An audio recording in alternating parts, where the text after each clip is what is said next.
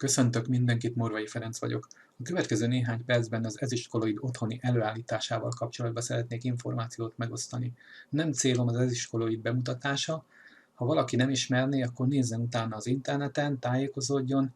Jelen pillanatban inkább azokat az embereket szólítom meg, akik már ismerik, használják és meg vannak vele elégedve. Hogyan is tudunk otthon előállítani megfelelő minőségű ezüstkoloidot? Először is szükségünk van hozzá egy olyan készülékre, ami rendelkezik olyan paraméterekkel, amivel képesek vagyunk megfelelő minőséget előállítani. Fontos, hogy ez a készülék ne túl nagy áramerősséggel üzemeljen, valamint a készülékbe az elektródáknak a polaritását folyamatosan változtatni kell. Erre azért van szükség, hogy az ezüst elektródák egyenlő mértékbe kopjanak. A másik összetevője az ezüstkoloidnak az a víz. Ez pedig gyógyszertárban vásárolható desztillált víz. Más víz nem alkalmas. Nem tudjuk használni a csapvizet, az ozmózis víztisztítóval tisztított vizet, különböző kereskedelmi forgalomba kapható ioncserélt vizek, tehát semmi nem jöhet szóba, kizárólag a gyógyszertárban vásárolt desztillált víz. A harmadik fontos dolog az ezüstkoloid előállításához pedig egy mérőműszer, amit úgy hívnak, hogy TDS mérő. Erre azért van szükség, hogy meg tudjuk állapítani, hogy az ezüstkoloidunk milyen töménységnél tart, tehát meddig kell még készítenünk. Olyan készülékek, amik ezt időre csinálják, amiben be van programozva, hogy 15-20 perc, 1-2 óra, azok nem alkalmasak megfelelő minőségű koloid előállítására. Az általam készített készülék dobozolás előtt, dobozolva és üzem közben látható a képen.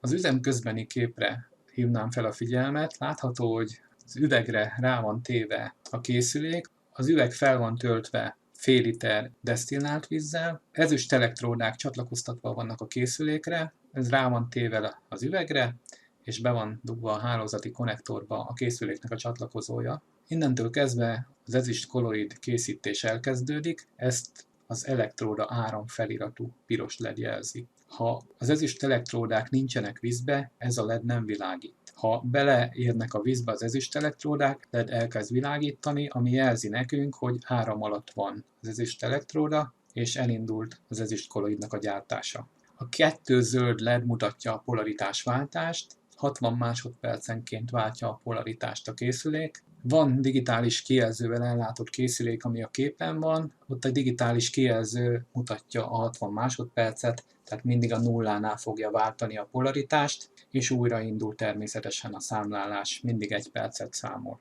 Az ezüst elektródáknak nagy tisztaságú ezüstből kell készülniük, 4-9-es tisztaságú, tehát 99,99%-os tisztaságú ezüstnek kell lenni. Ékszerészeknél sajnos ilyen tisztaságú ezüst nem szerezhető be, ők nem használnak ekkora tisztaságot. Magyarországon nagyon sokat kerestem, mire sikerült megrendelnem, és körülbelül 1,5 hónapot vártam, mire több méter ilyen ezüst húzalhoz hozzájutottam. Fontos, hogy ékszerésztől beszerzett 975 tisztaságú ezüsttel nem szabad ezüstkoloidot készíteni. És jöjjön a TDS mérő. Ugye ez egy olyan műszer, ami azt mutatja meg nekünk, hogy az ezüstkoloid milyen töménységnél tart. A gyógyszertárban, amikor megvesszük a desztillált vizet, az nullás töménységű. Tehát egy gyógyszertári desztillált vízbe, ha beletesszük a műszert, akkor az nullát fog mutatni. És ahogy beleoldódik az ezüst a vízbe, ez a műszer fogja megmondani nekünk, hogy mennyi ezüst részecske van már, ppm ennek a jelzése. 10 ppm-et kell csinálnunk, nincsen szükség 15 meg 20 ppm-re, 10 ppm bőven elég. Természetesen a készülékkel sokkal magasabb ppm-et is lehet gyártani, de a tapasztalat azt mutatja, hogy nincsen szükség 10 ppm-es töménységnél sűrűbbre. A több az nem jobb, tehát nem szabad átesni a ló túlsó oldalára. A ppm az egy mértékegység, amint látható a képen,